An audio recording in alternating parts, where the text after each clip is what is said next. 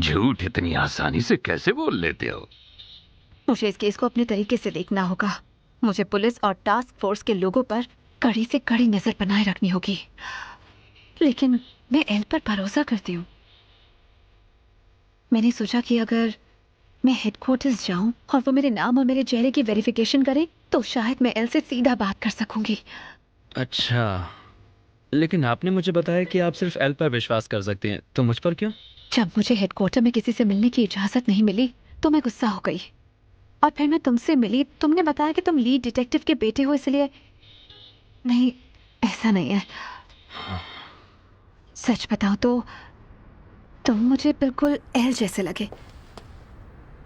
तुम में कुछ है जो बिल्कुल एल जैसा ही है।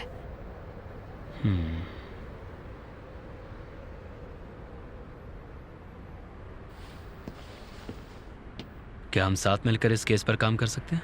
हाँ? मैं चाहता हूं कि आप टास्क फोर्स में एक मेंबर की तरह काम करके हमारी हेल्प कीजिए। बेशक हर किसी को इस चीज की इजाजत नहीं मिलती, लेकिन प्लीज मेरी बात मानिए, इस टीम को आपकी बहुत जरूरत है।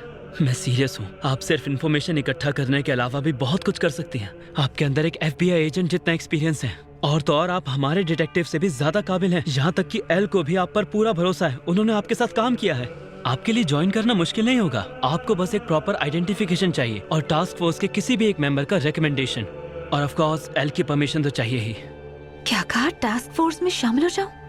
मुझे तो ऐसा लगता है कि किस्मत चाहती थी कि आज हम मिले, और मैं ही आपको वहां पर रिकमेंड करूंगा।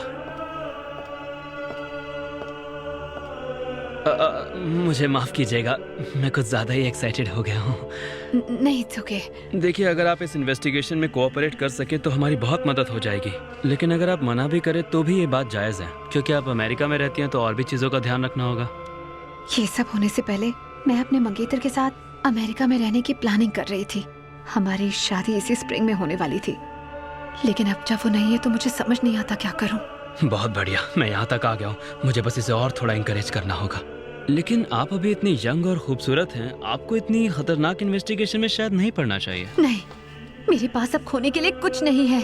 मैं कीरा को पकड़ना चाहती हूँ। अब यही एक ऐसी चीज है जो मैं करना चाहती हूँ। प्लीज मुझे अपने साथ इन्वेस्टिगेट करने दो।